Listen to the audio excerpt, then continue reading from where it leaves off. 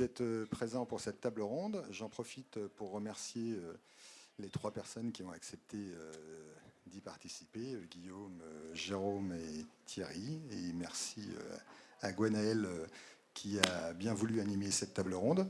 Un sujet, hélas, d'actualité, vu que avec les problèmes géopolitiques, il y a une flambée des prix du gasoil. Et en plus, on voulait parler d'un sujet qui devait attaquer au 1er janvier 2027 et qui est reporté à 2028, qui est ETS2 et donc tout ce qui est lié aux émissions de carbone, aux surcharges gasoil, etc.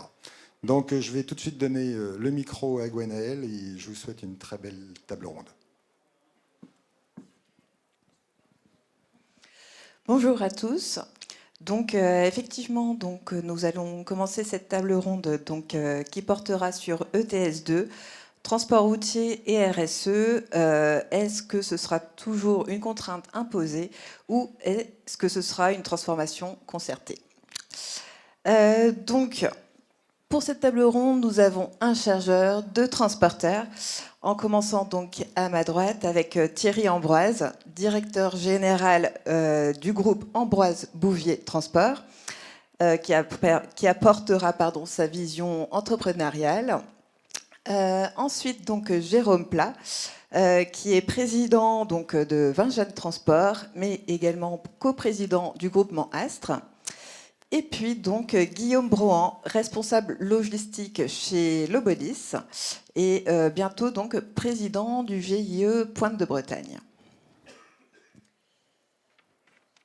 On va attaquer cette table ronde en 4 séquences, avec pour commencer le coût du carburant, ensuite la transparence et confiance entre transporteurs et chargeurs, la surcharge carbone et ETS2, et enfin RSE et coopération, avant de clôturer avec une petite confrontation.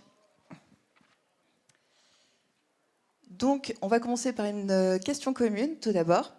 Depuis quelques semaines, il y a une hausse du prix du gazole qui met vraiment sous pression toute la chaîne logistique. Selon vous, sommes-nous face à une crise conjoncturelle de plus ou à la démonstration de notre modèle de partage de coûts qui atteint ses limites? On peut peut-être commencer par vous, Thierry Ambroise. Bonjour à tous. Merci d'abord à la ETL de m'avoir invité à m'exprimer aujourd'hui. Est-ce qu'on est sur une crise conjoncturelle structurelle? Moi, je suis dans le transport depuis 20 ans et des crises comme celle-ci, on en a tous les ans, tous les 2 ans, tous les 3 ans. Que ce soit une crise d'inflation, une crise du coût de carburant comme on voit aujourd'hui, ou une crise de l'offre ou de la demande. Il y a toujours... C'est rare que depuis 2-3 ans, on ait quelque chose, une année tranquille, quoi.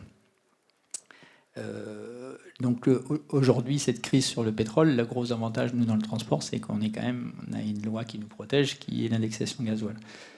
Aujourd'hui, on a 98% de notre chiffre d'affaires, je pense, qui est protégé par ça. Après, le gros problème, c'est le décalage de trésorerie, puisque là, il y a 10 000 formules possibles qui existent. Et là, nous, on est plus sur une crise aujourd'hui de trésorerie, un décalage de trésorerie plutôt que sur une crise de marge. Après, la crise de trésorerie, la problématique, c'est qu'aujourd'hui, avec les taux d'intérêt qui existent, qui sont très élevés, donc forcément, ça a une incidence forte. Très bien. Même question, Jérôme Plat. Bonjour à tous.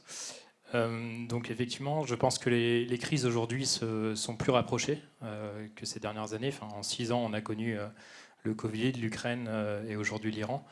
Et donc il faut plutôt qu'on apprenne dans nos organisations à être beaucoup plus agiles, beaucoup plus réactifs et se protéger un peu mieux sur ces augmentations brutales et automatiques un peu de l'énergie en général et surtout du gasoil.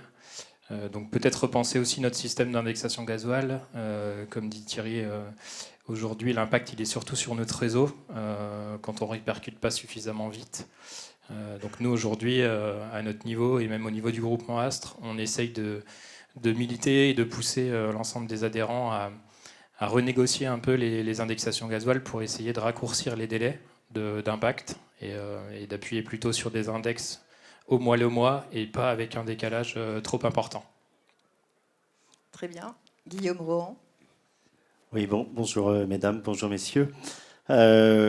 Constat effectivement partagé avec mes partenaires de cette table ronde. Force est de constater que les crises économiques et les chocs pétroliers se succèdent.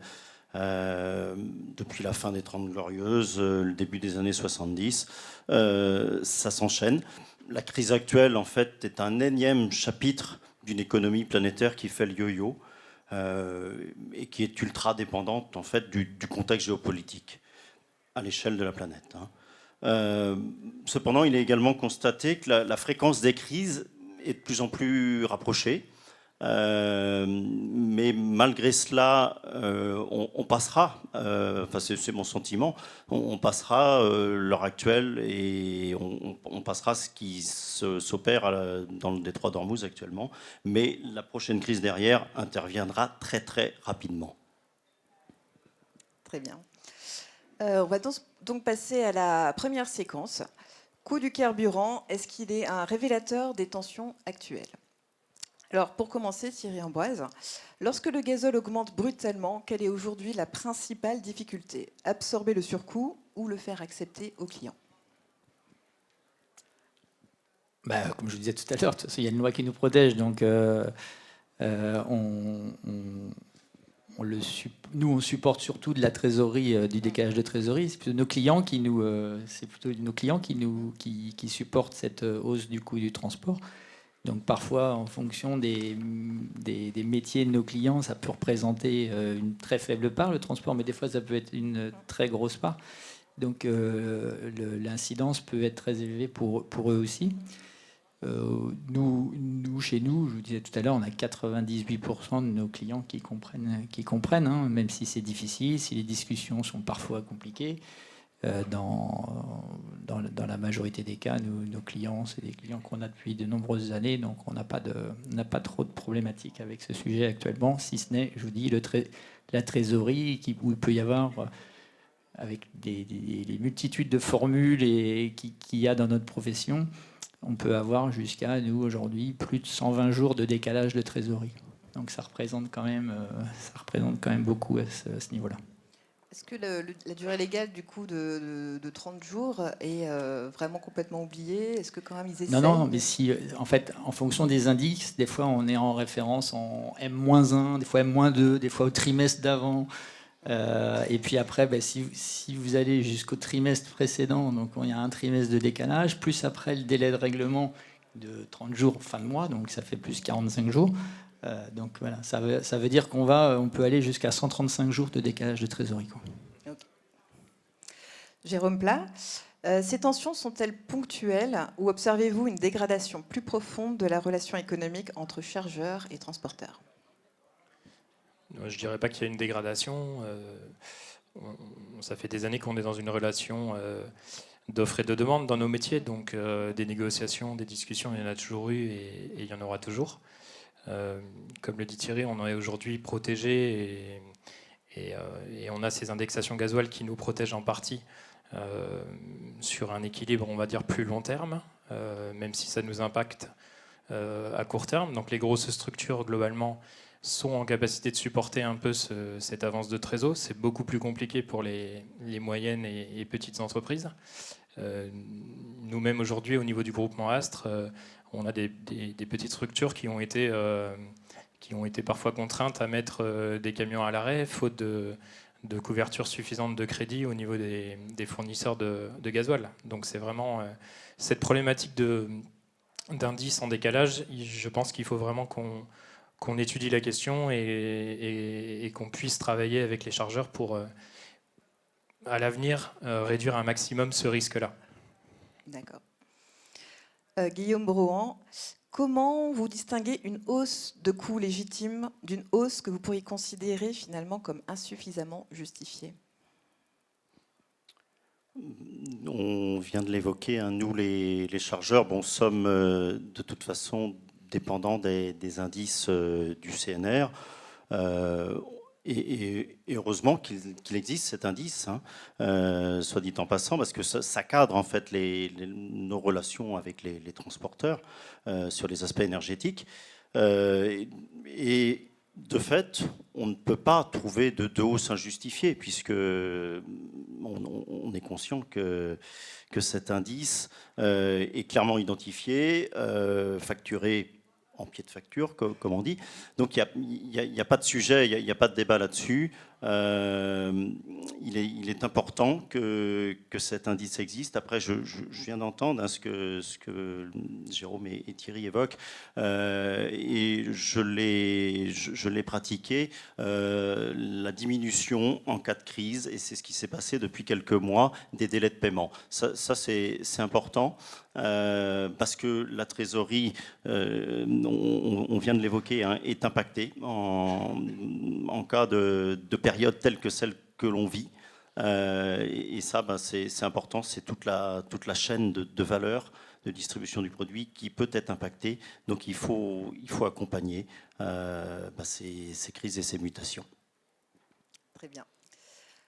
Donc en séquence 2, la transparence et la confiance entre chargeurs et transporteurs. Alors du coup, un nouveau Guillaume Brohan pour vous.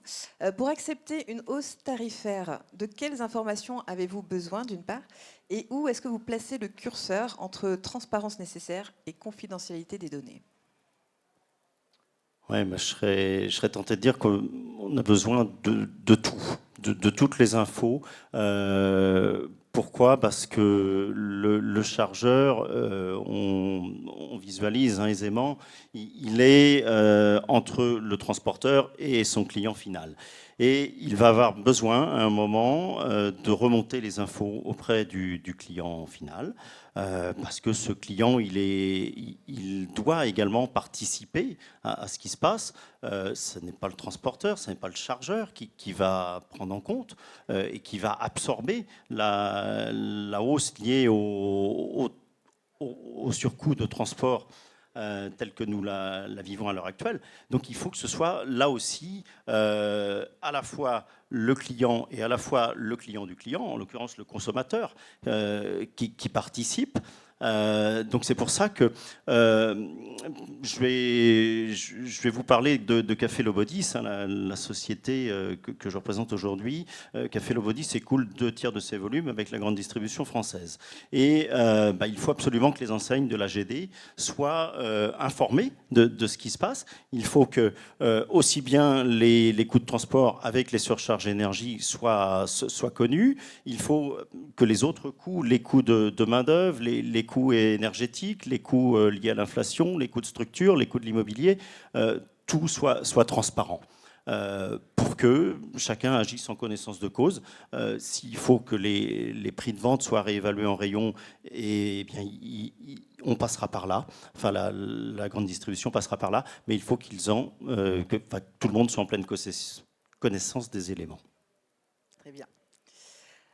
Thierry Ambroise, les transporteurs sont-ils prêts à ouvrir davantage leurs méthodes de calcul et leurs indicateurs pour instaurer cette confiance? J'entends au-delà même du CNR.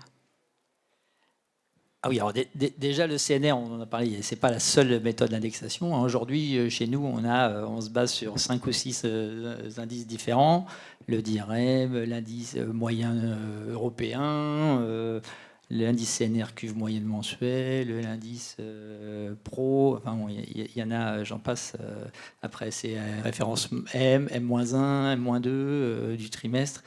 Donc, moi, j'ai une suggestion, s'il y a des chargeurs présents dans la salle, je suppose qu'il y en a, pour faciliter les choses, pour éviter de faire travailler trop les services achats ou tous les ingénieurs qu'il peut y avoir, c'est d'avoir une méthode unique de calcul. Ça faciliterait le travail de tout le monde, parce qu'en fait, on se base des fois tous sur des indices différents. Donc on aurait une transparence tous avec un même indice commun. Ce serait beaucoup plus facile pour nous. Jérôme Plat, est-ce qu'il existe aujourd'hui des bonnes pratiques qui permettent de sortir des négociations permanentes autour des surcharges? Je vais recouper un peu la réponse de Thierry. Aujourd'hui, effectivement, on s'appuie tous sur des indices. Il y a plusieurs indices, c'est vrai qu'il y en a différents, c'est difficile à comparer, on n'a pas les mêmes bases, etc. Mais je pense surtout qu'on aurait tous à gagner à travailler plus en contrat, avec des contrats un peu plus long terme, comme on peut le faire sur nos autres dossiers logistiques. Nous, on est également logisticiens. On s'engage avec des clients sur 3 ans, sur 6 ans, sur 9 ans. Et donc, on a beaucoup plus de visibilité. On appuie les tarifs sur des indices qui sont établis dès le départ. On se met d'accord sur les modalités. Et ensuite, on travaille sereinement sur le long terme. Et c'est vrai qu'on a beaucoup plus de mal à le faire dans le transport. Alors qu'aujourd'hui, on doit financer la transition énergétique, investir sur des véhicules moins polluants, etc., qui coûtent beaucoup plus cher. Et donc, il faut qu'on ait une visibilité un peu plus long terme et une sécurité de volumétrie, de business sur un temps plus long. Voilà. D'accord. Ensuite, on va passer à la 3e séquence, donc de la surcharge carburant à la future surcharge carbone, donc qui entrera en vigueur au 1er janvier 2028. Jérôme Plat. En fait, si nous rencontrons déjà des difficultés à partager le coût carburant, comment le secteur peut-il se préparer à intégrer un coût carbone encore plus complexe à mesurer ? En fait, ça regroupe un peu ce qu'on vient de dire sur les indices. Si on rajoute un énième paramètre dans ces calculs d'indices, ça va encore plus complexifier le mécanisme. Donc il faut déjà, je pense, bien échanger et construire ensemble un modèle de calcul et de partage des émissions de CO2, des réductions, etc., qui soit clair et pas discutable. Donc il faut vraiment travailler sur un référentiel commun pour éviter justement que cet énième paramètre vienne encore compliquer plus les négociations.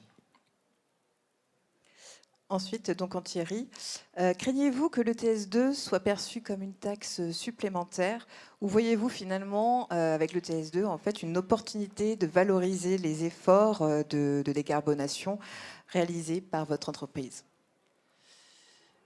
En fait, là, moi j'ai ma vision personnelle. Je trouve que imposer des choses, c'est toujours un petit peu pénible. Nous, chez nous, on a commencé la décarbonation depuis 20 ans. Hein. Ça fait 25 ans qu'on fait des progrès sur ce domaine. Donc nous imposer toujours des choses, je pense que c'est toujours dommageable. On a chez nous, depuis déjà 2 ans, on a commencé l'électrification. Aujourd'hui, on a une vingtaine de camions électriques qui tournent. Donc ça, c'est la première, une des décarbonations. On n'a pas attendu une obligation de décarboner pour ça. Ensuite, il y a la décarbonation du diesel. J'aime pas dire ça, parce que j'ai l'impression d'être vieux là, quand je dis ça. Mais quand j'ai commencé dans le transport... la moyenne de consommation dans le diesel, nous, c'était 40 litres, à peu près 41 litres chez nous, je crois. Aujourd'hui, on est en dessous de 28 litres. Donc, on a... en mince, ça c'est pareil. Je vois des acheteurs que je connais, là, ils vont me demander de baisser les prix. Donc, est-ce qu'on baisse notre consommation de carburant ? Mais voilà, on y travaille depuis très longtemps, que ce soit par la formation, par le renouvellement des matériels, on y travaille beaucoup sur ça. Donc, est-ce que ça va ? Est-ce que nous l'imposer ? Oui, nous, chez nous, ça ne va rien changer. On va continuer à le faire. Après, peut-être que sur certains chargeurs, ils veulent pas aller vers la décarbonation et ils vont avoir l'obligation. Mais je dirais qu'on a un gros avantage dans le transport par rapport à beaucoup d'autres métiers, c'est que nous, l'énergie, ça représente entre 20 et 35% des charges, hein, selon nos flux. Donc en fait, dès qu'on fait des économies d'énergie, nous, l'économie d'énergie, c'est aussi l'économie d'euros. Donc on a la facilité d'y aller. Les deux sont liés en fait. Les deux sont liés exactement. Guillaume Brohan, êtes-vous prêt à payer davantage pour un transport objectivement moins émetteur? Et comment valoriser cette partie non émise? Alors, qu'a fait le body? C'est en fait un bon exemple et un mauvais exemple. Un mauvais exemple parce que on vient d'évoquer le cas de la vision à long terme.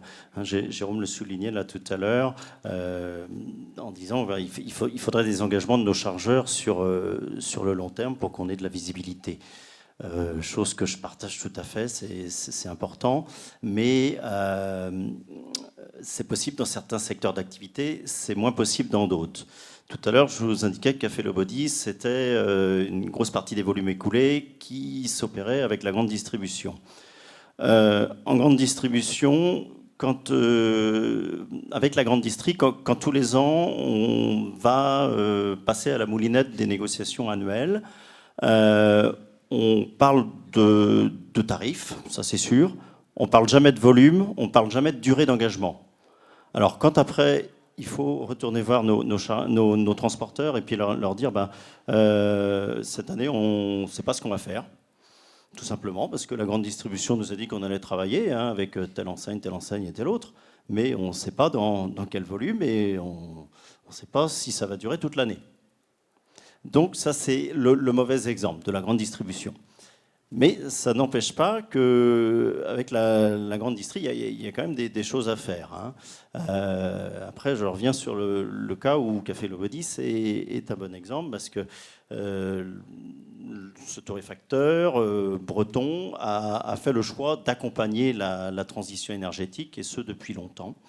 Et on s'est dit, les clients, certes, c'est la grande distribution, grande majorité, mais la grande distribution, vous le voyez tous, aujourd'hui, c'est le pied sur l'accélérateur pour mettre en avant, vis-à-vis des consommateurs, vis-à-vis des clients en magasin, tout un tas d'actions liées à la défense de notre environnement. Donc, on se dit, il faut accompagner le client, il faut nous aussi participer en le sensibilisant sur le fait que c'est toute la chaîne de valeur du produit qui doit participer, du transporteur jusqu'au consommateur final, en passant donc par l'industriel, en passant par le distributeur. Tout le monde doit participer. Donc, chez Café Le Body, je vais vous avouer qu'on va accompagner, et on accompagne aujourd'hui la transition énergétique, mais on compte sur tout le monde pour que le cap soit franchi, quoi. Sur toute la chaîne, en fait. En quatrième séquence, donc, on va parler de RSE, d'investissement et de nouveaux contrats. Alors à nouveau Guillaume Brohan, vos clients attendent davantage de responsabilité environnementale.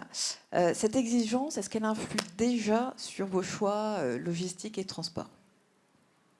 Oui, absolument. Je viens de le dire que la société que je représente est pleinement consciente des enjeux liés aux limites planétaires qui nous attendent dans les années à venir. C'est pour ça que le choix a été fait de longue date de mettre en place une feuille de route visant à tendre vers la transition énergétique. Ça tombe bien, aujourd'hui on le disait à Gwenaël, j'ai une double casquette et j'interviens pour un groupement d'industriels bretons, le GIE Chargeurs Pointe de Bretagne, qui depuis 12 ans maintenant mutualise ses opérations de transport au départ de la Bretagne. Alors c'est aujourd'hui 17 chargeurs, pour être précis, qui se sont regroupés au sein de ce groupement d'intérêt économique et qui vont aller livrer la grande distribution française, ses plateformes et ses centrales sur des cadenciers communs, au lieu d'avoir un camion qui arrive tous les jours du lundi au vendredi sur la centrale de l'enseigne située dans le département 54. On ne fait au départ de la Bretagne plus qu'un seul camion, on regroupe toutes les marchandises de l'ensemble des 17 chargeurs.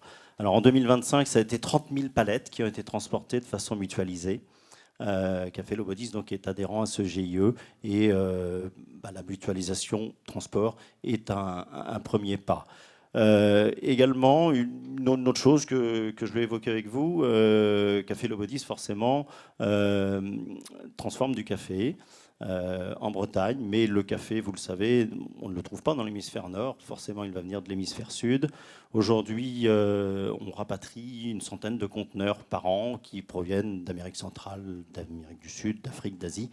Et puis aujourd'hui, ces conteneurs, encore en 2025, et ce sera le cas en 2026, arrivent par des porte-conteneurs qui fonctionnent à énergie fossile.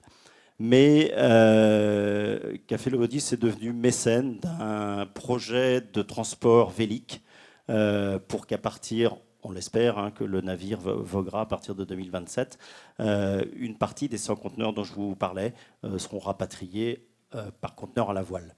Et puis encore, chez Lobodis, on se dit, le transport routier, on ne pourra pas l'éluder. Je ne vois pas d'ici 10 ans d'autres possibilités, mais des possibilités intermédiaires, il y en aura. Pourquoi pas pourquoi ne pas s'interdire de penser au ferroutage? Pourquoi également se dire est-ce qu'il est possible de transporter la même chose mais de transporter plus? Alors quand je dis la même chose, chez Lobodis, régulièrement on remet en cause nos plans de palettisation, on remet en cause nos cartons de regroupement pour transporter plus de produits par colis, plus de colis par palette et optimiser le poids transporté versus le nombre de palettes chargées. Ce sont des exemples parmi d'autres, mais qui seront nécessaires à l'accompagnement de la feuille de route visant à une évolution vers les besoins liés à la transition énergétique. D'accord. Thierry Ambroise, alors vous en parliez un petit peu déjà tout à l'heure. Quels investissements vous avez réalisés pour réduire votre empreinte carbone et qu'est-ce qu'il manque finalement pour qu'il soit reconnu économiquement? Alors oui, je vous parlais tout à l'heure. Donc la première réduction, pour moi, c'est le diesel. Donc déjà, parce qu'on a vraiment, je vous le disais tout à l'heure, on a baissé notre consommation de carburant. On renouvelle notre flotte chez nous tous les 3 ans à peu près. Donc ça va très très vite. C'est par contre, c'est des investissements autres que financiers, c'est des investissements humains, parce que quand les camions tournent tout le temps, c'est beaucoup de travail. Donc ça, c'est le premier investissement. On fait beaucoup de formations. Tous nos conducteurs sont formés tous les ans. Donc il y a tout un travail fait sur cette économie d'énergie en interne. Et puis après, il y a la transition de modification de matériel. Donc là, j'ai parlé de nous. Chez nous, on a une vingtaine de camions électriques aujourd'hui. On pousse vraiment sur ça. On va continuer. On a des objectifs assez ambitieux. On a pour objectif 1/3 de notre parc en véhicules électriques avant 2030. Au début, je disais avant 2028, mais ça va être un petit peu compliqué parce qu'il y a aussi tout ce qui est installation des bornes. Ça peut être très très long. Il faut trouver des terrains, il faut que Enedis soit d'accord pour aller vite. C'est pas toujours simple. Donc je pense qu'avant 2030, on aura 1/3 de notre parc qui roulera en électrique. Et puis qu'est-ce qu'on attend? Il y a un moment, vous m'avez posé quoi comme question? C'était qu'est-ce qu'on attend des chargeurs, c'est ça? En fait, comment est-ce qu'il pourrait être reconnu économiquement? Comment il pourrait être reconnu économiquement? Il faudrait que tout le monde nous paye un petit peu plus cher, ça serait bien. Mais c'est pas gagné. Non, aujourd'hui, comme je disais, écologie, nous, ça rime de plus en plus avec économie. Donc, plus on fait d'économie d'énergie, à terme, je pense que dans les années qui viennent, l'énergie électrique, on arrivera à rouler un petit peu moins cher qu'avec le pétrole. C'est vrai presque aujourd'hui avec le pétrole tel qu'il est actuellement. On espère tous qu'il ne va pas rester à ce niveau-là. Mais l'avantage de l'électrique, c'est que on en produit beaucoup en France. Donc le coût de l'électricité, on arrive à le contractualiser pendant 5 ans à peu près. Donc, ce qui fait qu'on sait qu'on n'a pas de surprise pendant 5 ans sur les économies, sur l'énergie. Donc, vu ce qu'on vit aujourd'hui, c'est quelque chose d'appréciable. On n'est pas toujours en train de regarder savoir si est-ce qu'il y a une bombe qui est tombée ce matin ou pas, pour savoir si le pétrole va baisser. Donc là, on est serein par rapport à ça. Donc ça, c'est donc voilà pour répondre aux questions. Et on attend surtout de nos clients des organisations un petit peu différentes, parce que l'électrique, c'est un petit peu plus complexe que le diesel. On peut pas, voilà, il faut bien programmer nos temps de charge, bien programmer les lieux de charge. Donc c'est un petit peu plus complexe. Et puis là, on ne peut pas dire ah bah tiens, un client, on avait rendez-vous à 10h, ben je te prends qu'à 14h. Ça, dans l'électrique, c'est pas possible, quoi. Donc il y a plus de contraintes, mais ça nous professionnalise un petit peu. Donc ça va sûrement aller dans le bon sens aussi à ce niveau-là. Et est-ce que ces 20 véhicules électriques, ça vient de chargeurs qui vous l'ont demandé, ou c'est vraiment une décision de l'entreprise? Il y a les deux. Ça a été des discussions communes avec un de nos clients. L'initiateur du projet électrique chez nous, c'était Renault, des voitures. Donc là, on a été, dont une représentante est là aujourd'hui. Donc c'est grâce à eux qu'on a lancé le projet, parce que ça a été des discussions ensemble. Nous, on voulait y aller, Renault voulait y aller aussi. Donc ça a été à l'initiative. Ils nous ont aidés à lancer le projet. Et puis après, nous, on a continué. Et voilà, aujourd'hui, on y va, même si des fois, voilà, sans forcément des contrats de long terme, on prend le risque. On y va. Jérôme Plat, est-ce que vous voyez émerger une nouvelle génération de contrats où en fait la performance environnementale est vraiment prise en compte? Alors sur des contrats, je dirais que non pour l'instant. Par contre, sur des appels d'offres, depuis quelques années maintenant, le sujet RSE apparaît de plus en plus. Est-ce que c'est devenu le premier critère de choix? Non. Je pense que le prix est encore un peu devant, et surtout dans le contexte actuel économique qui est un peu plus complexe. Je pense que la RSE a encore pris un peu de retard par rapport au prix. Voilà. Après, je reviens sur ce que disait Thierry sur le côté obligation. Aujourd'hui, il faut plutôt essayer de chercher à faire émerger le côté économique et écologique. Si l'écologie est économique, on va y aller naturellement, en fait, tous, sans obligation et sans contrainte. Donc, il faut construire un écosystème qui fasse que ce ne soit pas un choix par défaut ou par obligation, mais plutôt un choix économique et écologique en même temps. J'ai une question aussi par rapport à l'électrique, parce qu'aujourd'hui, l'électrique est moins cher finalement que le coût du gazole. Mais est-ce que vous ne craignez pas qu'à terme, finalement, des taxes soient ajoutées aussi pour compenser un peu les taxes qui étaient sur le gazole? Comme disait Thierry tout à l'heure, aujourd'hui, on a l'avantage d'avoir des contrats et des engagements longue durée avec les fournisseurs d'électricité. Électricité produite en France, donc avec une meilleure maîtrise et normalement de moins de volatilité que le gasoil. Donc que les taxes évoluent sûrement. À un moment, si la consommation de carburant fossile, pétrole, baisse fortement, il va manquer un peu d'argent dans les caisses de l'État. Donc ils vont sûrement effectivement repositionner des taxes ailleurs.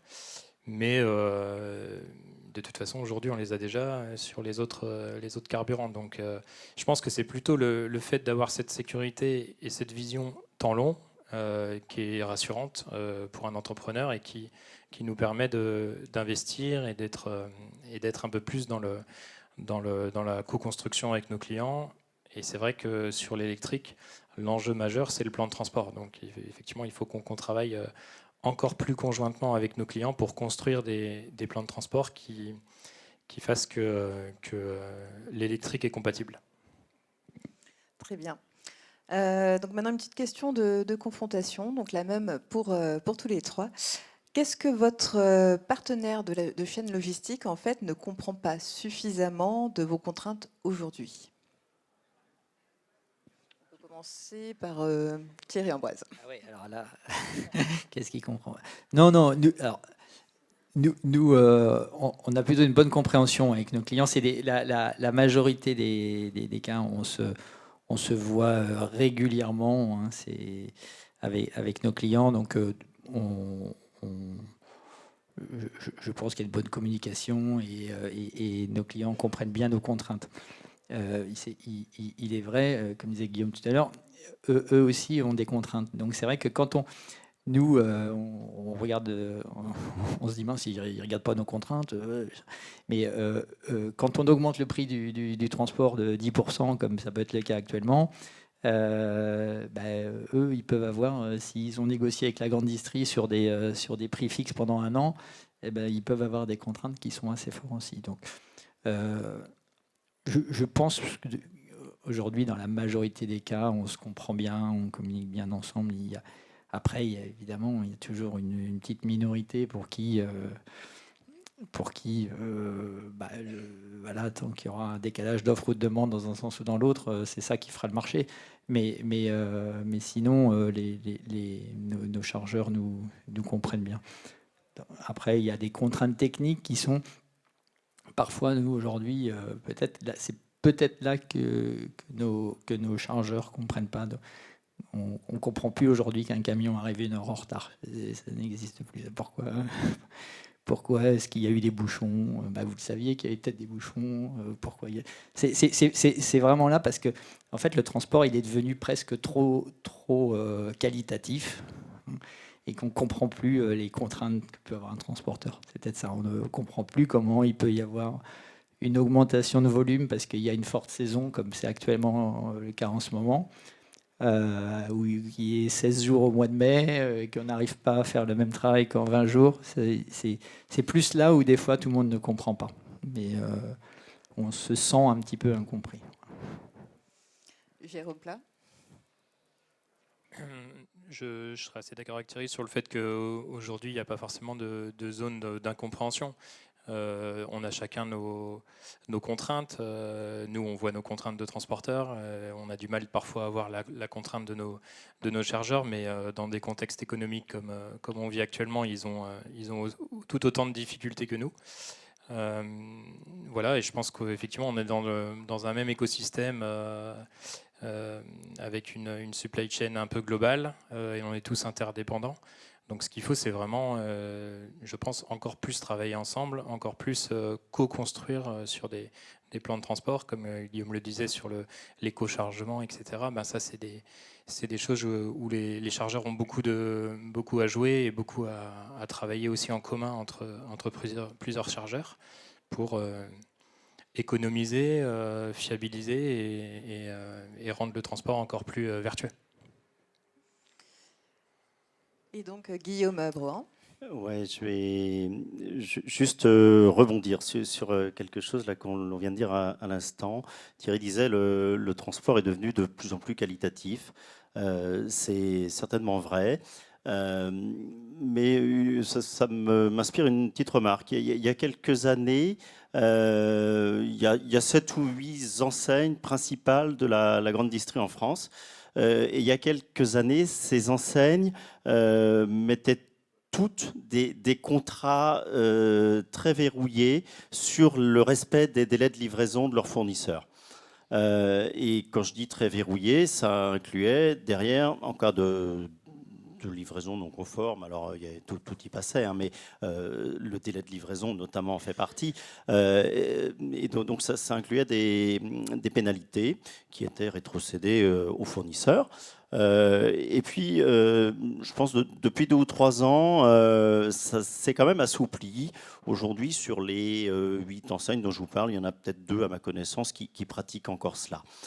Donc, je pense qu'on est en train d'évoluer. Alors, tout ça, c'est porté également par des organismes qui cherchent à, le mot était bon, à co-construire tout ce que disait Jérôme à l'instant, des organismes tels que la FEF, hein, la Fédération des entreprises de France, voilà, qui met autour de la table distributeurs et industriels pour aplanir tout cela. Et je pense que ça porte ses fruits, parce qu'effectivement, autre chose d'être derrière, pour répondre à la question qui est la nôtre, là, je pense qu'on n'est pas sans se parler entre chargeurs et transporteurs. On se voit régulièrement. Moi, chez Lobodis, on travaille avec environ une dizaine de transporteurs. Il n'y en a pas un que je vois au minimum une fois par an. Hein, et encore, la plupart, je les vois plusieurs fois dans l'année. Donc, on sait ce qui se passe chez les uns, chez les autres. Et puis, on connaît nos objectifs communs, bien livrés sur les points de destination. Hein, c'est aussi simple que ça. Alors la bonne réussite de ces activités puis de nos entreprises, ça passera par des mots que l'on s'est dit, mais que je vais renommer ici, par la collaboration, la coopération, les initiatives partagées, les bonnes pratiques échangées ou encore l'inventivité commune. Et grâce à cela, on arrivera à avancer, même en cas de contexte de crise tel qu'on la connaît à l'heure actuelle. Très bien. Alors pour conclure, une dernière question commune. Dans 3 ans, quel serait selon vous le signe que chargeurs et transporteurs ont réussi leur transition énergétique ensemble? C'est qu'il y ait... Ah, ça marche plus ici. C'est qu'aucun des chargeurs n'est à payer de taxes ETS2, hein, et que nous on est et que nous on est nos objectifs aussi de décarbonation et du coup d'économie d'énergie réalisée. D'accord. Jérôme Plat. Pour ma part, qu'on ait atteint nos objectifs de verdissement de la flotte, donc entre électrification, et peut-être d'autres énergies alternatives, qu'on ne remette pas en cause chaque année 50% de notre chiffre d'affaires aussi, ce serait pas mal, et qu'on ait des contrats un petit peu plus longue durée pour dormir un peu plus sereinement toutes les nuits. Voilà. Guillaume Brohan. Oui et oui sur ce que l'on vient d'évoquer. Dans 3 ans, voire dans 4, je vais vous dire pourquoi, de 2030, c'est en fait l'étape intermédiaire que l'Union européenne s'est fixée, avec un objectif de réduire d'au moins 55% les émissions nettes de gaz à effet de serre par rapport au niveau de 90. Ça, c'était un objectif. Alors, le niveau de 90, je ne vous le donnerai pas. Il faudrait se replonger dans les rapports du GIEC. Mais voilà, l'objectif, il est là pour l'Europe, pour la France. Et pour y arriver, on passera par tout ce qui va être émetteur de gaz à effet de serre. Le transport, l'industrie en font partie. On est tous participatifs par rapport à cela. Et donc le vrai succès, ce soit qu'en 2030 on soit à l'étape intermédiaire et ce soit qu'en 2050 on ait atteint la neutralité climatique. Parce que je vous rappelle que le pacte vert pour l'Europe, c'est ça. Notre objectif, il est maintenant dans 24 ans. J'espère qu'on l'atteindra avant 24 ans. Mais voilà, c'est tous ensemble. C'est je le répète, le transport, l'industrie, mais c'est tout un tas d'autres secteurs d'activité qui feront que on rendra notre monde un peu plus vivable. Tout est lié en fait. Alors merci beaucoup. Est-ce qu'il y aurait donc des questions, puisqu'on arrive à la fin, donc pour cette table ronde qui était, j'ai oublié de préciser, réalisée en partenariat avec l'AETL, donc Association des étudiants en transport logistique.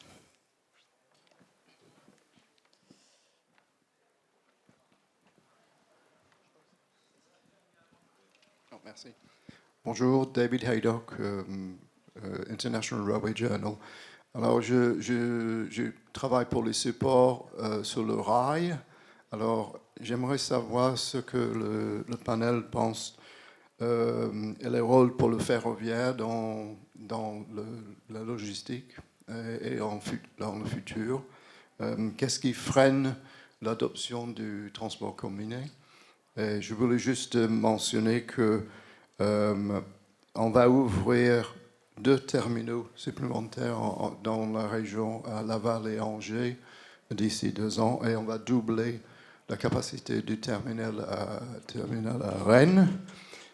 Mais il faut dire aussi que le train de Rennes à Lille a du mal à s'emplir en même temps.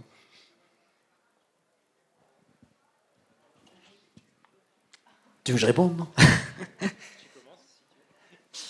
Alors, je ne suis pas du tout spécialiste du rail, donc c'est pas forcément moi qui vais facilement répondre, si ce n'est que aujourd'hui, je crois qu'il y en a qui ont eu du mal à venir en train. C'est peut-être une des raisons. Après, on est de plus en plus en flux tendu. Nous, enfin, voilà, je pense que c'est une des raisons. Après, le rail va participer, va continuer à grossir en France, je pense, parce qu'il y aura de plus en plus de besoins de transport, donc il y aura besoin de rail. Il y aura aussi la complexité de trouver des conducteurs, donc le rail va nous aider aussi.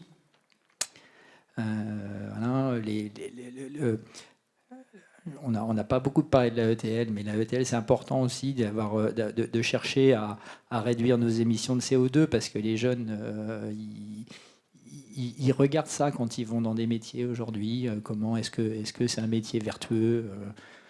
Moi, j'ai mes enfants qui me parlent toujours d'écologie, donc j'essaye de pas leur faire acheter du Shine. Mais quand je leur dis ce qu'on fait, ils écoutent beaucoup quand on baisse les émissions de CO2. Donc pour répondre, le train fera partie et nous aidera sûrement aussi, quoi. Ouais, je rebondis tout à fait. Il sera complémentaire du transport routier. Il est important que l'on s'y intéresse. Il est important que les instances politiques s'y intéressent. Et je vais rebondir sur ce que vous disiez à l'instant. Le terminal ferroviaire de Rennes va être en travaux dans quelques temps, parce qu'il faut agrandir sa capacité. Notamment ses capacités de stockage. Et par exemple, je reprends les besoins de Café Lobodis. Café Lobodis, je vous disais, importe à peu près une centaine de conteneurs maritimes tous les ans. Ces conteneurs arrivent principalement en France sur le port du Havre. Et aujourd'hui, on les rapatrie par la route jusqu'en Bretagne. Demain, au départ du terminal ferroviaire de Rennes, il est envisagé une ligne Rennes-Le Havre. Et on se dit, c'est super ça, on va pouvoir mettre les conteneurs sur le train. Sauf que, problème, aujourd'hui, le terminal n'a pas les capacités d'accueillir l'ensemble des conteneurs qui reviendraient par le train. Parce que aujourd'hui, ce qui va arriver sur le port du Havre va passer par des nécessités de stockage un peu plus longues, parce qu'on passe par des phases de dédouanement de marchandises. Et du coup, ça nécessite de stocker plusieurs jours les conteneurs. Voilà, donc ça peut être un des freins. Enfin, moi, c'est un des freins que je connais aujourd'hui au développement des terminaux et du terminal local ici en Bretagne. Mais après, dès que ces freins-là seront levés, à l'aide, je le redis, et ça, j'en suis pleinement conscient que la région, puisqu'ici on est en Bretagne, donc je peux vous parler très, très rapidement de la région Bretagne, et de son conseiller régional délégué au transport. Ça tombe bien, ce conseiller régional est également un capitaine d'industrie, et donc il est pleinement conscient du besoin qu'a la région de s'appuyer sur le ferroviaire pour ne pas être qu'ultra dépendant du transport routier. Est-ce que côté transporteur, vous avez reçu des demandes déjà pour justement du ferroviaire? En fait, aujourd'hui, il ne faut pas opposer le transport routier et le transport ferroviaire. Dès que c'est possible, dès que c'est viable sur des distances un peu plus importantes, on est les premiers à essayer en fait, de basculer le fret sur des solutions de ferroutage. Enfin, chez Astre, aujourd'hui, on a deux acteurs principaux qui évoluent vraiment beaucoup sur ces activités-là. Donc, en fait, on a les points d'entrée et on peut assez facilement basculer des volumes sur ces solutions. Mais aujourd'hui, au final, les transporteurs, la majorité de nos trafics, 50% de nos trafics, sont sur moins de 400 km/h. Donc en fait, c'est pas adapté pour ces flux-là, c'est adapté pour des flux un peu plus longue distance. Est-ce qu'il y a d'autres questions?